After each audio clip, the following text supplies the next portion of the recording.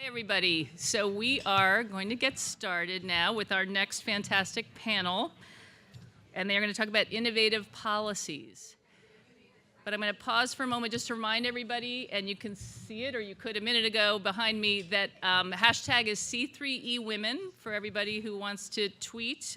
We have a lot of great activity in that area, and we could welcome more. So I'm going to start by introducing the moderator of this panel, who is the U.S. C3E Ambassador, Lisa Frantzis. She's a Senior Vice President at Advanced Energy Economy. And Advanced Energy Economy is a national business association whose mission is to transform U.S. policy to ensure a more secure, clean, and affordable system. So not a small goal there, but I know in Lisa's hands it'll all happen. Let's see, so Lisa does a lot of things, but to get started on time, I'm just going to hand it over to Lisa and welcome her panel.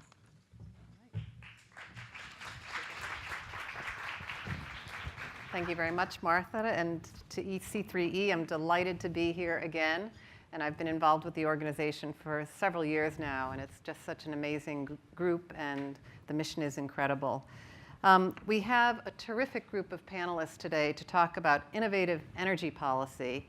And I'll be introducing them more formally later, but it's Alisha Barton, the president and CEO of NYSERDA, Frantzis Koncilja, for the commissioner at the Colorado Public Utilities Commission, and then Dr. Pat Spearman, the senator from Nevada. So it's a terrific group from across the US, good representation. The way we'll do this panel is I'm going to talk just very briefly. I don't have any slides. I'll keep it to 4 minutes or so. And then I'm going to ask each of the speakers to talk for about 10 minutes on the topic of innovative policy. And then I'll open it up to Q&A. I'll ask a number of questions. And then I want you all to be thinking about questions as well that you want to ask this panel. We heard a lot today about all the changes taking place in the power sector and the transportation sector. There's tremendous changes taking place. We've got digitization of the grid. We also have very cost-effective now technologies and cost reductions that we've seen in technologies like photovoltaics, storage, electric vehicles. There's now the movement toward demand-side management or demand response, and combined heat and power, and the integration of a lot of these technologies at the consumer end use. The old model was one much more about central generation, one power plant. Now it's about distributed generation being integrated into that central generation model. So now we've had the new and the old. The new is integrating these consumer-sided technologies into the grid. It used to be one-way power flow from the central power plant to the end-use consumer. But now it's two-way power flow. So we have power from the photovoltaics or the EV system or a wind system feeding back into the grid. And the other third change that's really been changing in the power sector is about consumers. We used to have pretty much passive consumers, and now they're much more engaged with the Nest thermostat, with their EVs. They're going to be plugging power into the grid, or with demand response for larger consumers. So huge changes have been taking place on the technology side. But now the regulatory and policy changes really need to keep up with those advances that we've been seeing. Utilities no longer are just focused on safety, reliability, and affordability, or universal access. Those are key things. But now they need to worry about environmental sustainability, resiliency, flexibility, greater customer control, and different service options. And then layered on top of that, the utilities also have a number of other things that they have to contend with, which is an aging infrastructure. They have flat to declining load growth. They have cybersecurity issues. And then they've got to integrate a lot of this variable generation coming from wind assets and solar assets into the grid. So you layer all this together, the technology changes, all these pressures that are on utilities, and there really needs to be changes on the business model side as well as the policy side. So at Advanced Energy Economy, we're a business association, as we heard Martha say. We bring the business voice like GE and Cummins, who you heard later, several of them on our board, to have discussions with regulators and utilities and bringing the key stakeholders together to try to find common solutions to these very challenging problems that are out there. And a few of the types of things that we've been having discussions on, I've been leading these CEO forums that we've held around the US. We've had 11 of them now. The last one was on EV integration. But the types of things that we've been talking about are rate designs. So how do you collect money from consumers? It's about collecting money. How do the utilities collect money versus business models, which to me is more about how does the utility make money?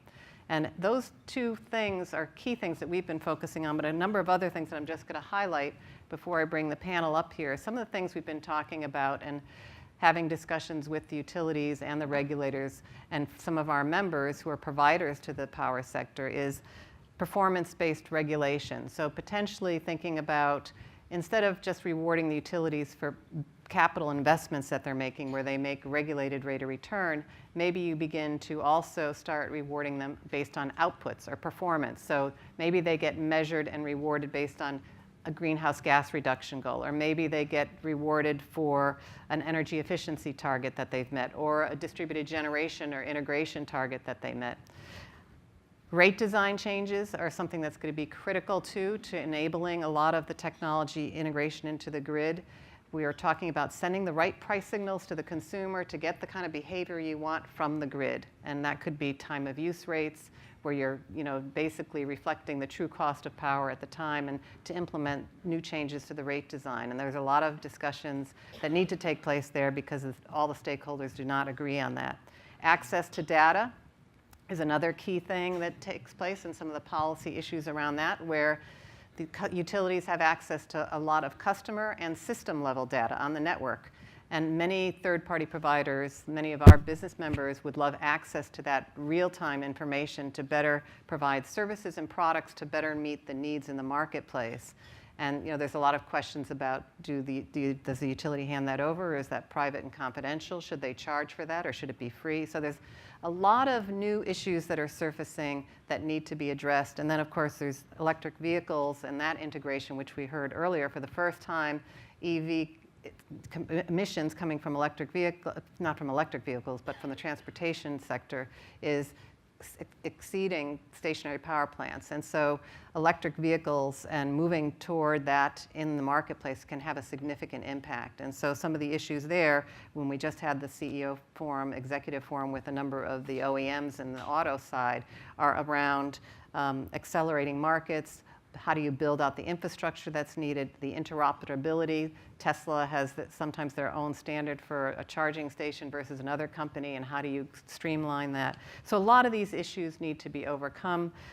States across the US are engaged in various policies to be encouraging the development of energy infrastructure and deployment of advanced energy technologies, and in delivering value to customers, and that's sort of the key thing. So this session is really going to be focusing on some of these various innovative policies, some of which I talked about, some hopefully we'll hear new. But I want to welcome our panelists to the stage, and we can begin the discussion.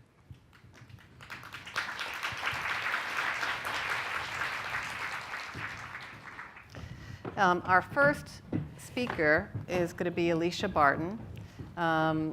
Alicia was appointed President and CEO of the New York State Energy Research and Development Authority, NYSERDA, as many of you may know it, in June of this year. Immediately prior to her appointment, Alicia served as co-chair of the Energy and Clean Tech practice at Foley Hoag, and she was also the chief of operations of the global utility business at SunEdison. And prior to her work in the private sector, Alicia served as the CEO of the Massachusetts Clean Energy Center and was also the deputy commissioner for policy and planning for the Massachusetts Department of Environmental Protection. Great resume. You're up. Thank you. Do you want me to sit or whatever you prefer? I'll stay here if that's okay with you. Yeah, absolutely. So hello everyone. Really delighted to be here at what is always such an outstanding gathering of impressive women from around the country, and really delighted to be here with my fellow panelists who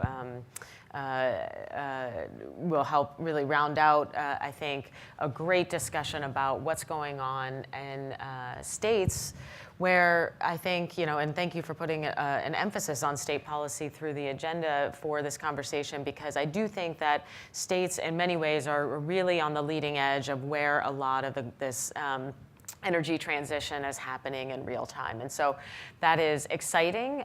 It also is keeping us very busy and challenging us to think in entirely new ways about the way that we have done business in the past, from a policy standpoint, from a programmatic and funding standpoint. And that, I think, is really the way that we are looking at the path forward in the state of New York is, we know that business as usual is not going to provide us with the answers to the pressing problems we are facing. So we're trying to think differently, trying to really do a number of different things at once. And it's an exciting conversation that I hope those of you who are not already doing business in New York or participating in the conversation will join us for. I want to focus on sort of the big picture of the goals that we've set out for ourselves, because it really drives so much of the work that we're doing and the specific actions we're taking in real time. Before I even go to the high-level goals on the slide, I did want to point out not only the ambition that we have in the state of New York, but the ambition that we have working with other states to take significant actions to reduce carbon emissions. And specifically, New York was proud to be part of the founding membership of the U.S. Climate Alliance, which is a coalition of 14 states and Puerto Rico, including Colorado, who have agreed to collectively commit to meeting or exceeding our proportionate share of the U.S. commitment to the Paris Climate Accords, which I think is a really outstanding example of states, bipartisan states, coming together to put an emphasis on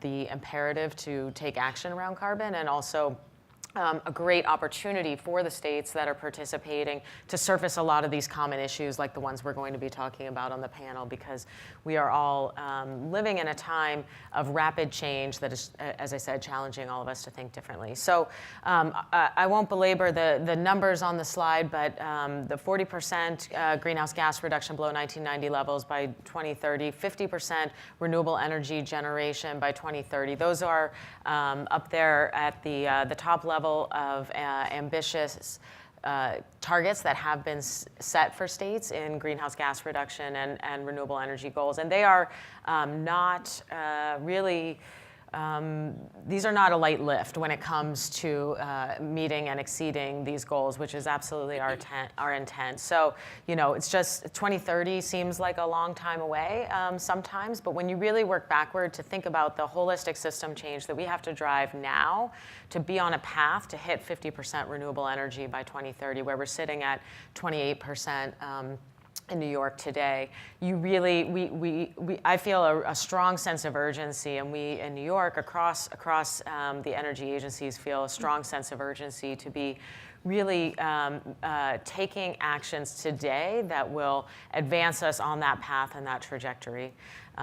And the same goes for energy efficiency, which is one of those really persistent problems and a place that we do have our work cut out for us in trying to find new models to drive energy consumption and reduction in energy consumption. I'm sorry, I should have said.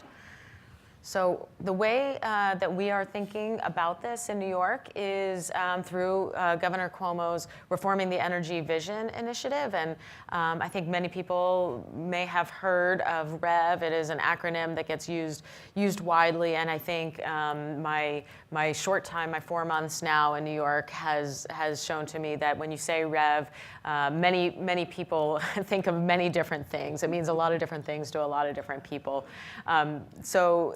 To try and level set that a little bit, I think, first of all, REV is a bit of a guiding philosophy in and of itself. It is a recognition of what I touched upon earlier. The way I think about it is really an awareness and acknowledgement that business as usual is not going to help us get to the place we know we need to be from a climate and clean energy perspective. So we're saying we can't simply rely on the tools and the models that have been used in the past and that's regulatory models and business models. But we are going to, try and think differently and use this moment of urgency as really a moment of opportunity to take a step back from how we have done things and say, is there a different way? Is there a different idea or construct that we could be thinking about? And that plays out in a number of different ways. So I think the sort of the one level below, the kind of the philosophy of thinking differently, enabling new business models, having an orientation towards market-based solutions, knowing that public funding is, in some sense, it is limited and likely insufficient to drive the type of whole-scale change that we need to see. So we need to be leveraging our public investments as much as possible.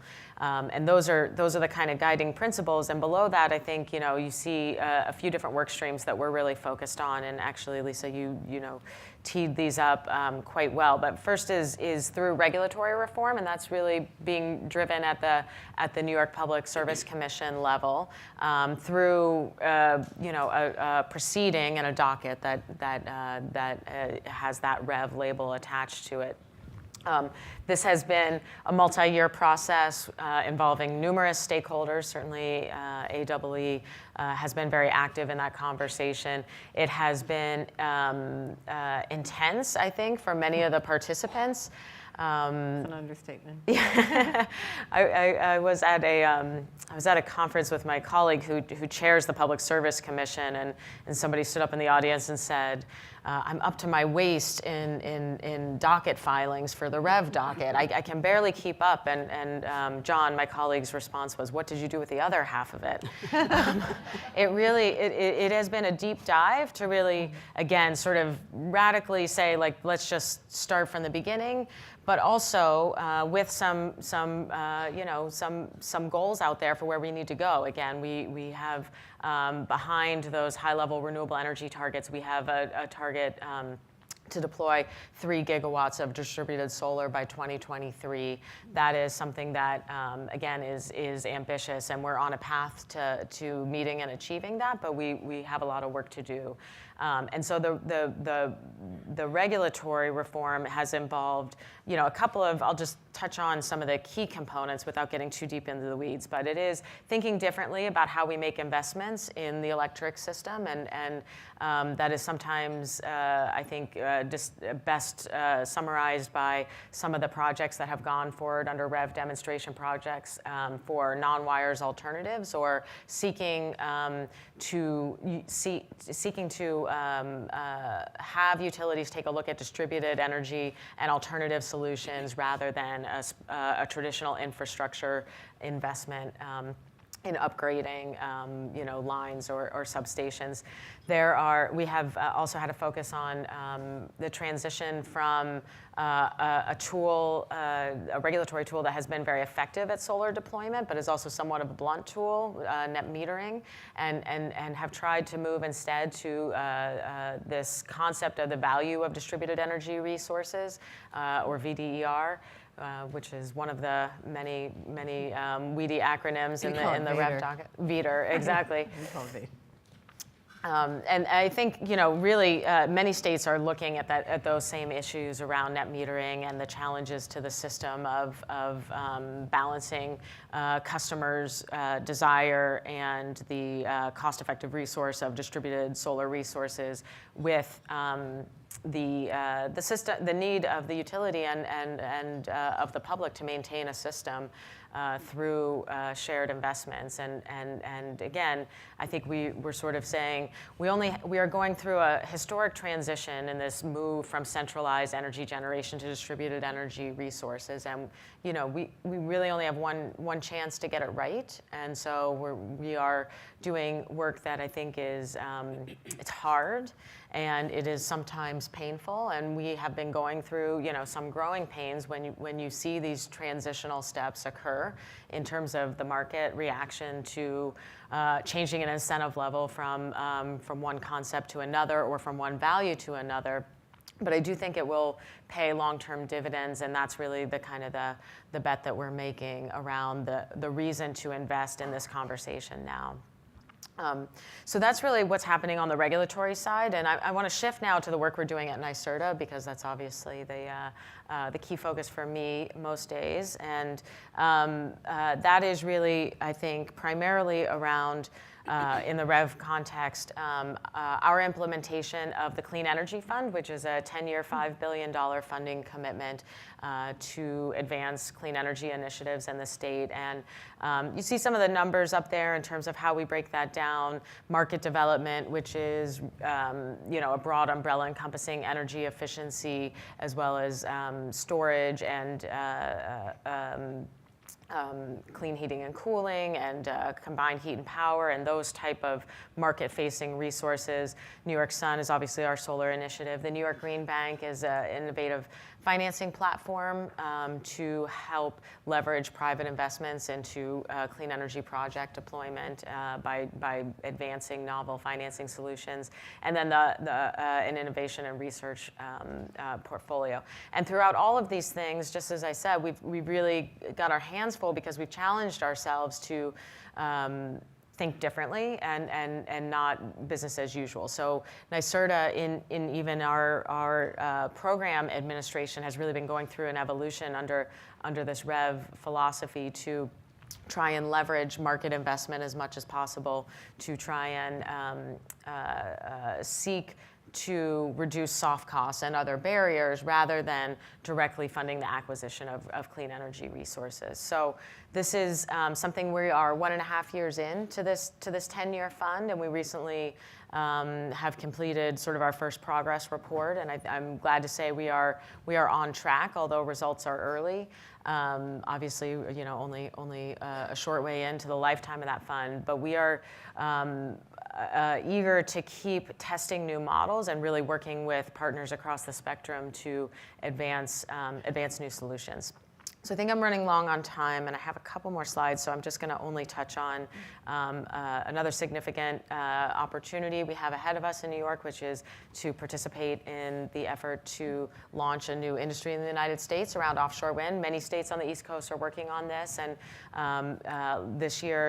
earlier this year in January, Governor Cuomo announced the goal of bringing online 2,400 megawatts of offshore wind by 2030, which is a nation-leading, ambitious commitment, and again, one that's going to take a lot of effort, and that has been falling on us at NYSERDA to develop an offshore wind master plan that will set the stage for how we accomplish that. I can maybe come back to more details on that if that comes up in the Q&A. But that's something that we think is sort of a game changer for a state like New York to be able to harness an entirely new resource that's located close to our load centers in New York and Long Island. And it's a renewable energy source that has been successfully deployed in Europe and is new to the US, but will allow us to make a significant dent in that progress towards 50% renewable energy. And lastly, sorry, I'll only go 30 seconds, but I always like to put a spotlight on, anytime we're talking about clean energy programs, the enormous economic development opportunity this energy transition represents for our country and for states like New York. So we are eager to share that message anytime we talk about why these significant investments our state is making, like the $5 billion Clean Energy Fund, are likely to pay off for the long term, not only for the energy system. Great. Thank you very much. Thank you for the opportunity. So the next speaker, Frantzis Koncilja, was appointed to the Colorado Public Utility Commission in January 2016 and confirmed by the Colorado Senate in February with almost unanimous bipartisan approval. Her 4-year term expires in January of 2020. Frantzis has practiced law in the Denver area since 1972 and began her career with the Colorado State Public Defender's Office and later worked for the U.S. Attorney Office. She entered private practice in 1978 and in 1993 founded the law firm Koncilja and Associates, with which Frantzis closed as a result of her appointment to the PUC. So Frantzis. Thank you very much. It is a pleasure and an honor to be here, to be invited by all of you, and to see all these very talented women in these very difficult STEM areas. Before I talk about the innovative policies that I think we have in the state of Colorado, I want to talk a little bit about women and what we owe each other, especially after the exposés of the last 2 weeks, which I think have been pretty appalling to all of us.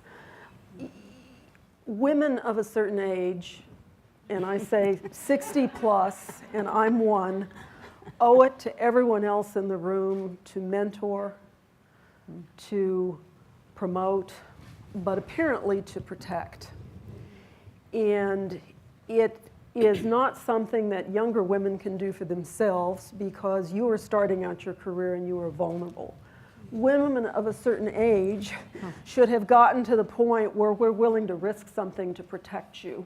And the way you make sure that people talk to you is if you've mentored them, because it is women of a certain age, like many of us in this room, who have an obligation to make sure if something like this is going on in our workplace, that the women and the young men will come to us and complain, and then we have an obligation to do something about it, because we are, quite frankly, at the end of our careers. We should have made our money, raised our children, and we should be willing to take risks. And my experience as having been a lawyer for over 40 years is that character only counts when it hurts. And if women of a certain age aren't willing to be hurt by taking a stand, then there's really no hope in the future. It is those of us who have arrived who should be putting ourselves at risk, because character only counts when it hurts. If it doesn't hurt, if you don't put something at risk, you don't have any character. It's just easy.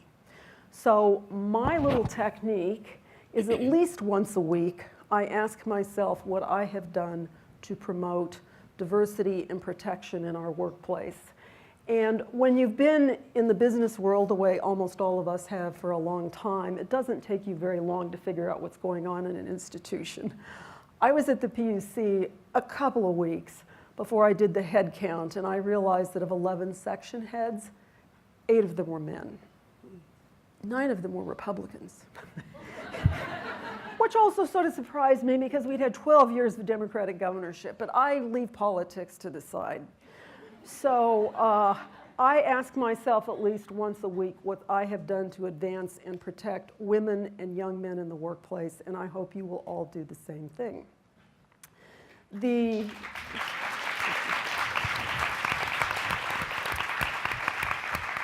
disclaimer, everything I'm saying here is my opinion, okay? I don't reflect the opinions of the PUC, the staff, the other 2 commissioners, and so the goals are mine, the mistakes are mine. Let me talk to you a little bit about the historical innovation in Colorado. And we're very proud that in 2004, we were the first state to approve by a ballot initiative renewable portfolio standard. And Mark Udall, who was a state representative at the time, really was the guiding force behind this. He went on to become a United States Senator. He served 1 term, and then Cory Gardner defeated him. But we were the first state to approve a ballot initiative. And subsequent legislation has increased it so that the current percentage is, for the investor-owned utilities, the standard's 30% by 2020, and for co-ops it's 20%. We have 2 vertically integrated investor-owned utilities in the state of Colorado. Public Service is the big Goliath, 1.4 million customers, and I think about $3.2 billion in revenues. Black Hills is the other. They've got 94,000 ratepayers and about $250 million in revenues. Put that in context, the budget for the state of Colorado is $32 billion. In 2010, then Governor Ritter, who's gone on to run the new Clean Energy Futures, I think at the Colorado State University, with the help of the legislature, passed Clean Air, Clean Jobs. And this made some amendments. The real purpose of it was to have proactive closure of coal plants and to anticipate future environmental requirements. And that process began in 2009, and it has been moving on. Most of the Clean Air, Clean Job work has been done. It gets mixed reviews from people. Many in the environmental community are very impressed, think it's caused as you can see from the statistics here, I'll show you, a reduction in greenhouse gases. Other people say it's been too expensive. And that debate goes on in the Colorado legislature periodically. As part of that, then the utilities, and you know, people think when you're a public utilities commissioner, you have a huge amount of power. You really don't.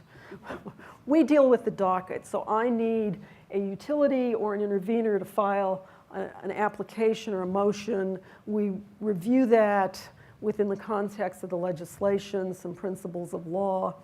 And if we don't get too far out there, we get a decision that is sustainable on appeal. If we get too far out in front of the legislature, the utilities then go to the legislature and ask us to rein in our authority or order us to do certain things. So you may think we have a huge amount of power. It is really a function of what's in the dockets in front of us. And the dockets are very complex. The utilities seem to file 2 or 3 things at a time. Then there'll be a global settlement, everything's consolidated, and I as a commissioner have to sit there and think, you know, I don't like this. Can I pull the ball of string and will I unwind the whole thing or do I just swallow? So public service has come to us and put forward a number of initiatives. One of the things that is in front of us, we're in the process of implementing, is a time of use trial and a demand rate pilot. And that was as a result of the grand settlement of 3 public service proceedings, which was their Phase 2 rate case, their RES plan, and their Renewable Connect. The parties supported this in lieu of a proposed grid charge, which is what public service proposed, because the commission, before I got there, refused to do anything on net metering. So what you see as a commissioner is what goes around comes around. When you don't decide something, it comes back in the docket another way, and sometimes via legislation. We also approved at public service request in 2017 decoupling. Decoupling is one of those, it's not really an oxymoron, it's one of those terms that really doesn't make any sense in terms of what it's doing. Some of the discussion that went on in that docket was that we have to make the utility whole. I will tell you that discussion made me crazy. It's like they are a regulated monopoly. We don't have an obligation to make them whole. We decide their weighted average cost of capital after we decide their return on equity and their average cost of debt, and then we blend those 2 in and we give them the opportunity to earn their weighted average cost of capital. There is no concept of making them whole, but the utility public service did have a good reason. What they essentially said to us, if you keep reducing our opportunity to make a profit, we're going to stop doing some of these things. So what we have to do, in my opinion, is incentivize the utility and incentivize the customers of the utility to continue to conserve. We, this year, as I'm looking at this, we've spent a lot of money, or allowed public service to spend a lot of money. There was a proceeding which was the Advanced Grid Intelligence and Security AGIS, which in July we approved, and it's about $612 million that public service will deploy out over the next 5 to 6 years to get inverters and the advanced grid meters. And we're in the process of getting that done. This also gives them the advanced communications network. And so we'll have that argument, I am sure, as to what is regarded as customer information they can't share. What is it that private third parties can come in so that they can compete? The green button is Connect My Data, which is a web portal.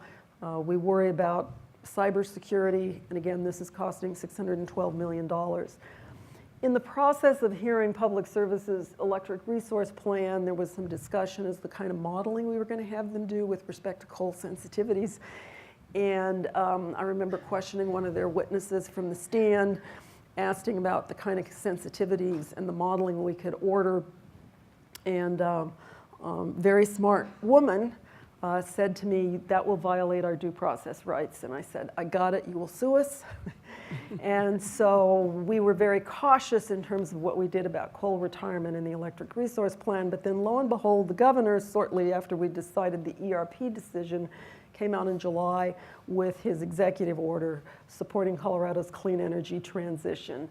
And the governor signed an order that's part of the, get us back in with the Paris Accord. So we're going to reduce CO2 25% from 2012 standards, and 35% by 2030. Once this was filed, the Public Service came to us and they've asked for permission to retire 2 coal plants, about 750 megawatts. That is in front of us in February, so I can't comment on it other than to tell you it's there. In the middle of all this, the utilities have told us that they want to join a regional transmission organization, and they have a group of 7 or 10 electric service providers called Mountain West Transmission Group. It involves Black Hills Energy, Public Service, Cheyenne Light Fuel and Power. So it's really going to involve regulatory proceedings in both Colorado and Wyoming. Colorado Springs Utility is a municipal, and we've got a couple of WAPAs. Joint tariff discussions started. They claim that they're going to come to us and to FERC sometime in 2018. This is how the Southwest Power Pool and Mountain West program is going to expand if this proceeds. So you can see this is going to create a very interesting and new market. One of the concerns of us is what's this going to do to the projected energy generation fuel mix. As you can see, Public Service has done a fairly good job of decarbonizing. They're proceeding on this, and this is SPP's historical energy generation fuel mix. So Southwest Power Pool has been increasing their wind supply. So Colorado is trying to become a more green state, but there are challenges. Thank you very much. Next speaker is Dr. Pat Spearman. And Pat served in the U.S. Army for 29.5 years and retired as Lieutenant Colonel. Dr. Spearman earned a doctorate in business administration with an emphasis on renewable energy. Currently, she's a state senator in the North Las Vegas District 1 and holds positions including co-majority whip, chair of the Health and Human Services Energy Subcommittee on Education and Education Committee, and vice chair of Commerce, Labor, and Energy. Dr. Spearman is a government relations advisor for the Armed Forces Chamber of Commerce. Thank you. As you can see, I'm just a little different because I don't have slides, so I'm going to have to do this if I see you falling asleep and participate. But, you know, first of all, I'm really glad to be here, and I am just in awe of what I've heard so far. I said to someone during the break that being here and listening, especially the last panel, and now the three speakers preceding me, it almost feels like, for me, someone who enjoys energy policy, it's like I've gone to Disneyland for the day or something, you know, so I am just so excited.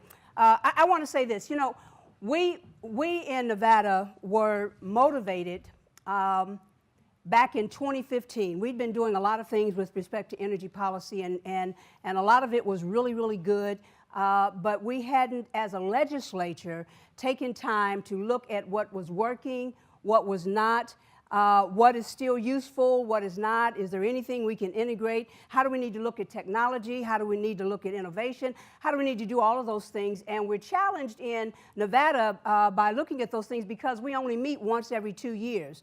And so whatever we decide when we're in session, the state of Nevada and Nevadans have to live with that for 2 years. And so if we mess up, then they have to live with that until we can get back and fix it.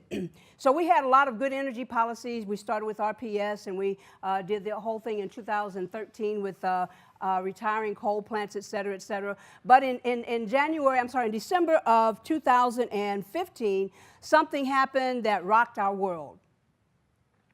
And that was, we had been growing and growing and growing with solar. More and more people, especially in southern Nevada, were becoming owners of solar panels. And then all of a sudden, there was a decision made by the Public Utilities Commission that brought that to a screeching halt. And what happened was what the consumers thought they were going to earn back from what they sent back to the grid, that was cut like about 75%.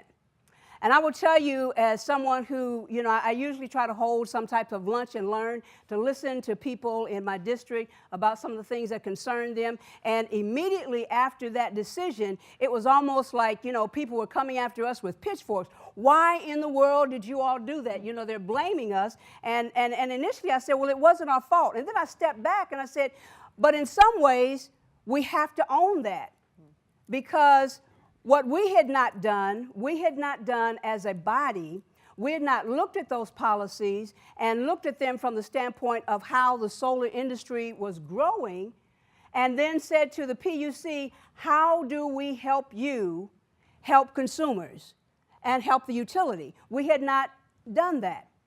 And so what happened in December of 2015 motivated us a lot. And then what happened in November of 2016 was added pressure and motivation, because there was an energy choice initiative that passed by something like 72.3%. And it was the highest percentage of any initiative that has ever passed in Nevada. And so for me, I said to my colleagues, I said, this is what I hear the consumers saying.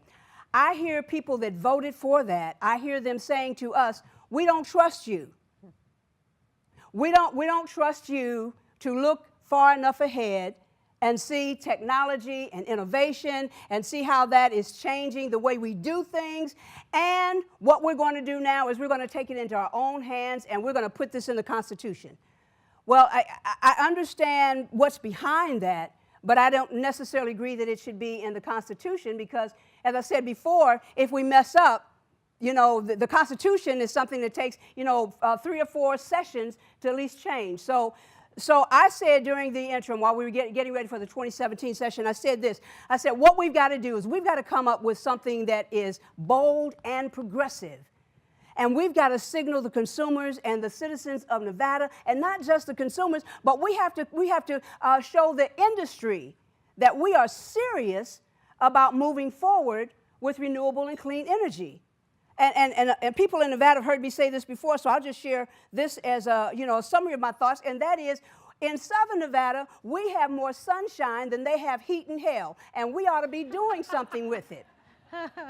And it just makes sense if we've got that type of energy opportunity in Southern Nevada, and then we look in Northern Nevada, we've got geothermal, we ought to be doing something with that. We've got opportunities for wind. And so we went to work, several of us went to work, and tried to figure out how do we put together a suite of energy bills that will signal to the consumers, you can trust us.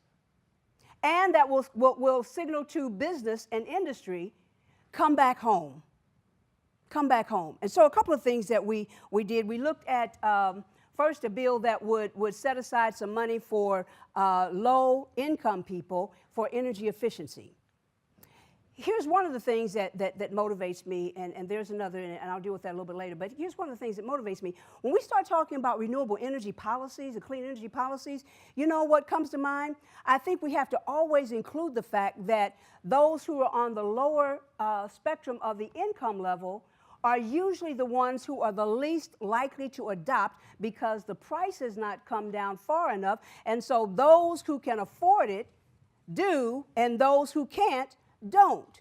And so for me, it's really a matter of environmental and economic justice, and we've got to keep that at the forefront. We've got to make sure that as we move forward with a clean energy agenda, that we're bringing all of the citizens forward and not just a few. Because, one of my colleagues, one of the assembly members brought forth a bill, and he said, if you stop and you look at it, people in the lower income bracket pay a higher percentage of their salary than people who are in a higher bracket. And you stop and you think about that. And, and I said, someone who gets an energy bill for $250 that lives in one of the parts of Nevada where the average income is $250,000, $300,000, $250, that's not really a lot. But for someone who lives in a lower income area and they get a $60 utility bill, that's a lot. And when you stop and you think about it, that people, that could mean the difference between having enough money to put in the car to go get gas to go to work, or looking for pennies and quarters and nickels in the couch.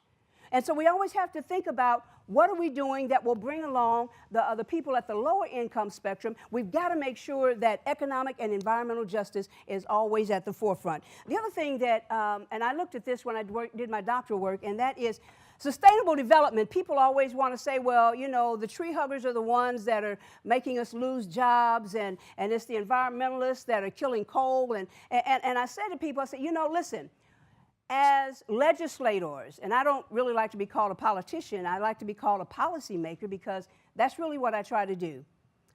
What we have to do, and I think is very important, and someone at the segment earlier said this, we have got to look at what is the cost of truth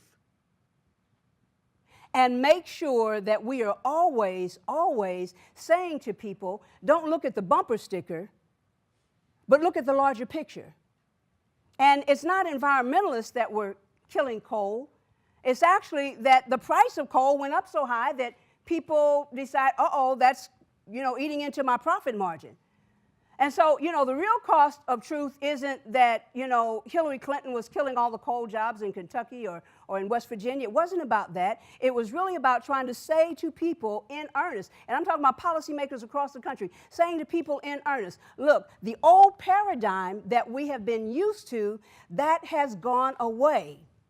No longer should we as legislators be asking the question, when will the train leave the station? The train has already left the station. It's made 3 or 4 stops. The question for us is, how do we catch up and then drive the train? And so I like to look at policy from the standpoint of what is out on the horizon? What should we be looking at in terms of innovation? What should we be looking at in terms of integrated technology? And that's sometimes difficult to do because we're citizen legislators and everybody is not, well-versed in all of the subjects. I have colleagues who know a whole lot about dentistry, a whole lot about healthcare, but I know a lot about energy. And so for me, I think that my job as a policymaker is to say to my colleagues, I'm available as a resource. But I also have to be available to help push our bodies forward so that our constituents know that we are serious about Nevada being a leader in this new energy economy.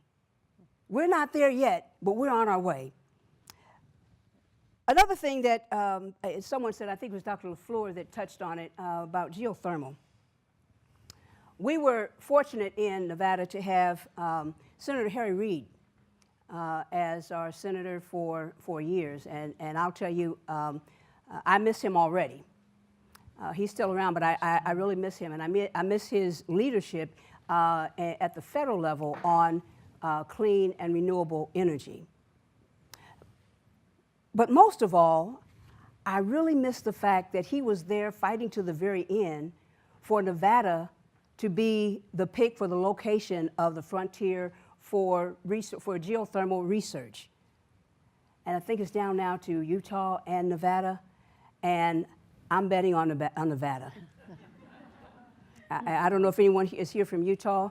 We can talk after this, but I'm betting on Nevada. And I'm betting on Nevada so much so that I did sponsor a bill last time, Senate Concurrent Resolution 4, which would require the Nevada system of higher education, the renewable energy industry, stockholders and stakeholders, as well as consumers, to get together and figure out how do we take advantage of all of the geothermal resources that we have right now. In Southern Nevada, we're really focused on solar, but we've got a missed opportunity in Northern Nevada, and I'm really committed to saying, let's bring geothermal as far to the forefront as we have done with solar. And I believe we can do that. And I think we can do that when we include academia. And that's one of the things that we don't do. Am I at 1 minute yet? Yeah, okay. One of the things we don't do well as policymakers is we don't know it all, but sometimes we try to act like we do. And I'm available for questions, okay? Great, thank you.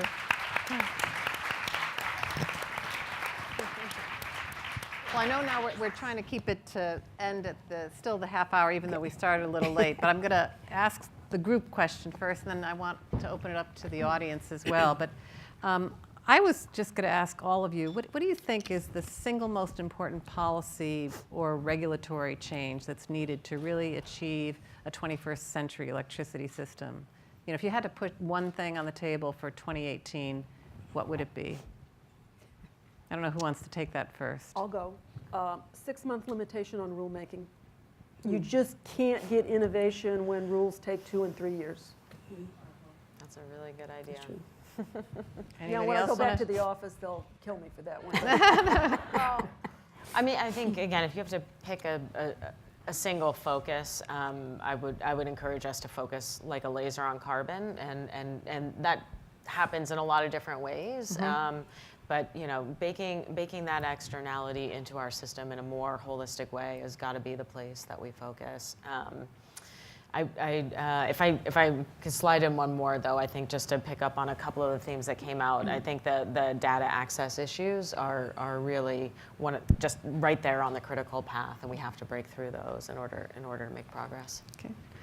I think one of the most important things that we can do as policymakers is to acknowledge, number one, the fact that we don't know everything, but number two, make sure that we're always involved with what the PUC not only is doing now, but what can we do legislatively that gives them the agility that they need to do their job based upon how innovation and technology is changing, and it's changing so fast. I mean, if you stop and you think about it, it was only 12 years ago that Sprint introduced a phone where you could check your email. Remember when you had to tell people, I'm going to be in my office for 5 minutes? But now, there are a lot of things that are changing. And so I think we as policymakers, since we don't know a lot, I think what we really have to do is we have to say, we've got to create a paradigm that will allow the PUC some latitude when we're not in session to be able to make some determinations, and possibly that 6-month rule is one of them. But I think we've got to be more liberal with how we allow the PUC to do its job. So we talked about transportation. I think many of these discussions tend to focus on the power sector, which is important, but now that transportation is kind of exceeding the power sector in terms of carbon emissions, and Alicia, you mentioned the importance of addressing carbon. What policy initiatives do you think you should put first and foremost, or regulatory issues relative to address the EV markets? Because EV markets are really only happening like in Boston and California. In the middle of the country, it's really not there. Have you addressed it at all in your states? And Okay, yeah. Go ahead, we have and we haven't. We have because we've thought about it, but I think we're going to be motivated once again because a couple of months ago, I think China announced that by 2040, they're going to have all EVs, and by 2030, 1 out of every 5. And so it's not just going to be incumbent upon us as legislators. I think it's going to be incumbent upon every industry. This is going to set our automobile industry on its ear. It really is. And so the transportation sector, we've got to stop. We've got to start looking at that in terms of infrastructure. What do we need to put in place right now so that as this begins to move forward, we can move forward progressively? And as I said before, Nevada wants to lead. Great. We are having a December 8th Commissioner Information meeting because that's the only way the three of us can talk to each other, because we're subject to the open meetings law that'll run from 10 to 4:30 that'll be webcasted, because we want to get ahead of this. The governor's office has gotten $68 million from the Volkswagen settlement, so there are plans to put charging stations, and as you all know, the question becomes, who owns them, who makes money off them, where are you putting them, what does it do to the load, what does it do to the distribution?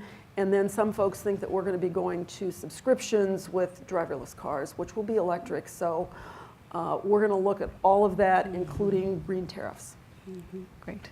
Alicia? Huge issue, one that we have made some progress towards but have not figured out. I'll point out one development that was announced earlier this week, which is that New York, along with a fairly large coalition of other Northeast and Mid-Atlantic states, have agreed to collectively hold listening sessions for a policy dialogue around how to advance clean transportation. It is, I think this is one of those where we're in an earlier stage of the conversation than where we are with the electric power sector. But the two are really integrated, right? Not just because of what we need to do from a carbon perspective, but from the perspective, obviously, of what widespread deployment of EVs will mean for our electric system. And we've started to take a look at some of that under REV and the policy making, but we have a long way to go. I mean, I was surprised. We just pulled this event together a couple weeks ago in DC, bringing the auto manufacturers together with the utilities and some of our members. And it was really the first time these groups have gotten together and talked. And it's so critical because it's such an interconnected system that has to work. All these pieces have to come together. I'm going to go out to the audience right now to hear if anybody has any questions. Yes. Then we'll come here. I've got a lot of questions, but I'd like to give you guys a chance to ask. Thank you to all the panelists. My name is Padma Tata from Columbia University. My question is to each of you, if you could comment on the role of natural gas as part of the clean energy transition in your states. Anyone who want to tackle that first? I'm happy to start.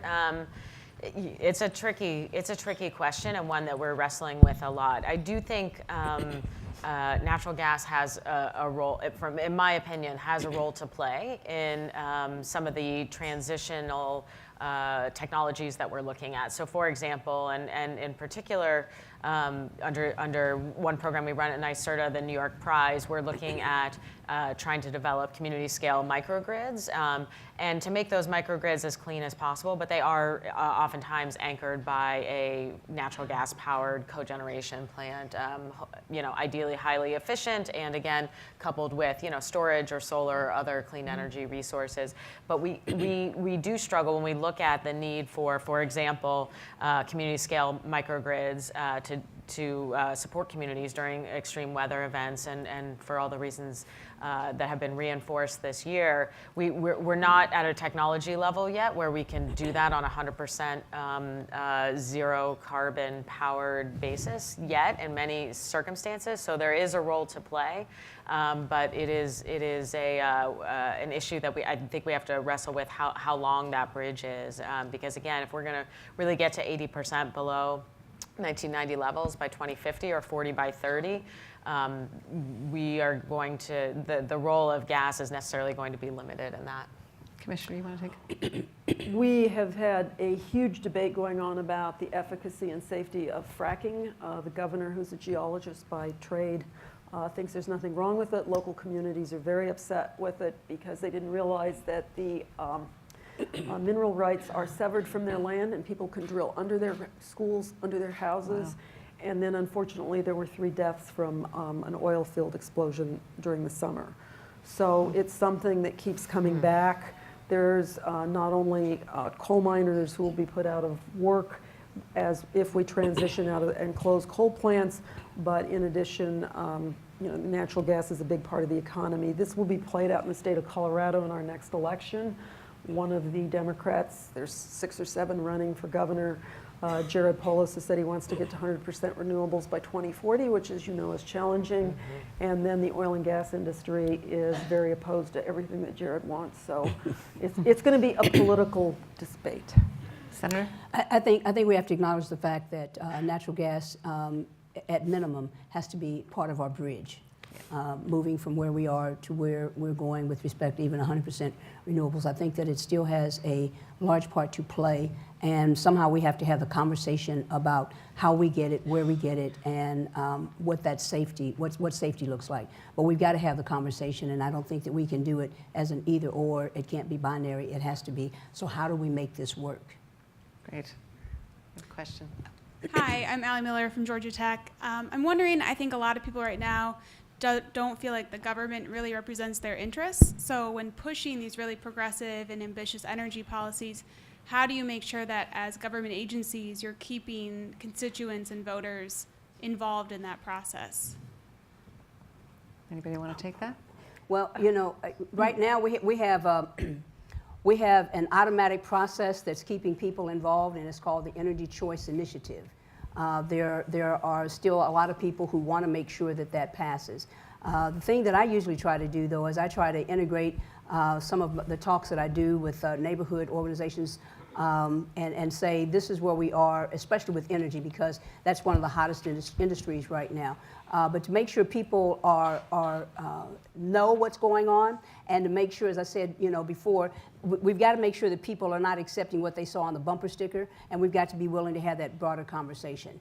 And to let them know that this is not something that's going to happen overnight. And so we've got to manage expectations as well. I think there's another question. I would like to comment. I've been very critical of our Colorado PUC for not being transparent, issuing opaque orders that even I as a lawyer have a hard time figuring out what was said. and not being really responsive to consumers. We get a lot of comments filed. I'm happy to say in the last year there's been more discussion on the bench. That's because if we don't discuss it, I write dissents. I've probably written more dissents in the last 2 years than they've had in 8 years, but that's okay, I like writing. And you've got to engage consumers, and they have to be able to feel like that they are part of it and that you respond to them. And it is an ongoing battle with these agencies and governmental entities, because there is a sense that we know better than anyone else and we'll tell you little people what to do. I think, yes. Question in the back.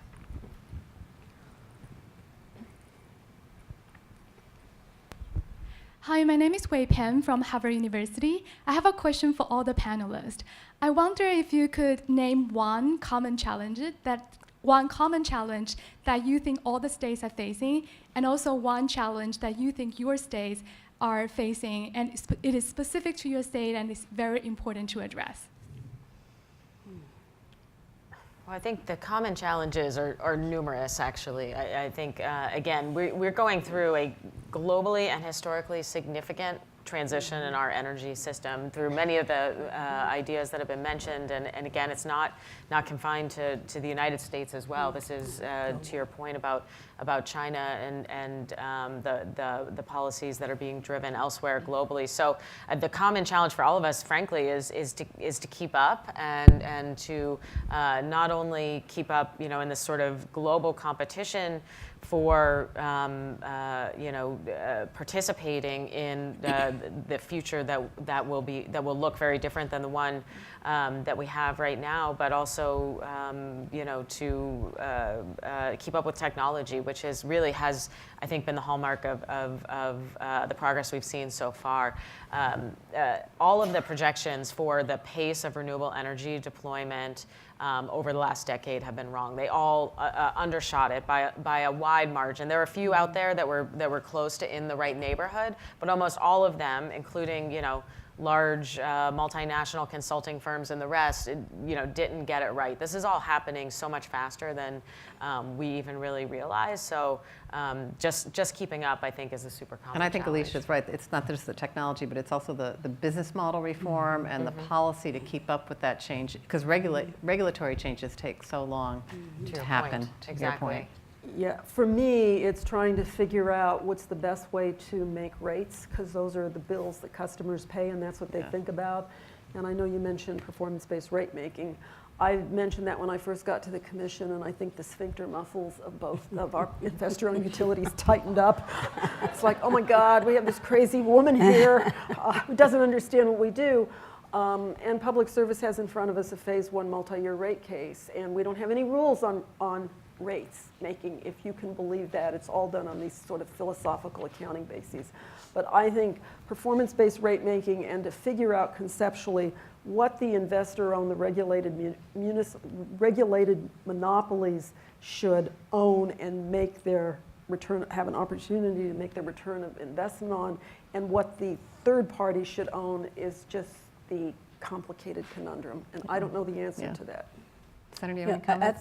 I think for me, the biggest challenge, and I think it's universal, the biggest challenge is understanding, number one, the impact that our current paradigm with respect to energy, the impact that has on our national security and on our military. Helping people to make that connection and understand that's one of the reasons why we've got to move forward with a great sense of urgency.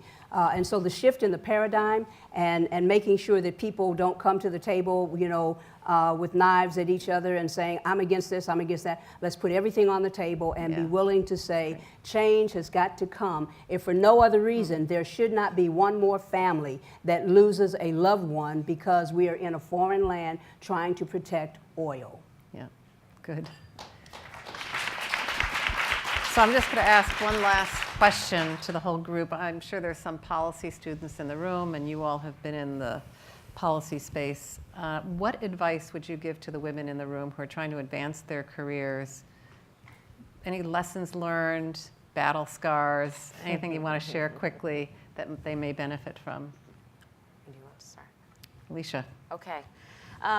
Well, just to the last point about how fast change is occurring and the sense of urgency to not only keep up with that, but really we're going to actually need to accelerate. I think we're in a moment of significant risk, and we are not going to, again, get to those big picture goals that we have by doing things the same way we have done. So I think that in particular is something that we know is a need, and I think one that can be for women in particular a little bit harder at times to sort of embrace taking risks and knowing that you're going to have to put yourself out there a little bit and do things differently. That's true sort of as a collective and as an individual. So I think for me, I think sort of don't be afraid, raise your hand at times, put yourself out there and advance new ideas in this totally radical, risky kind of environment that we're in.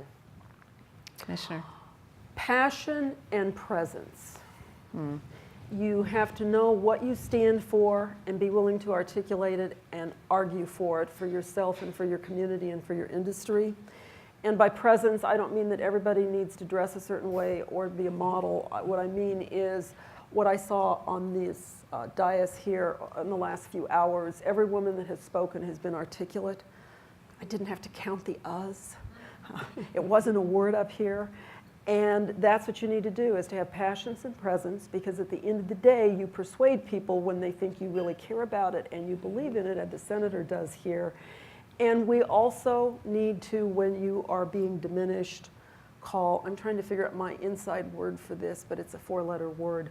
And I've gotten in trouble with that for the commission.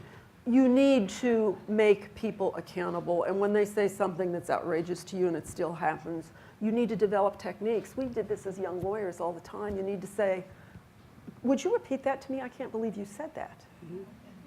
Say that to me again. Go ahead. So I would Senator. say take the passion for you have with this particular subject in this particular industry and run for office.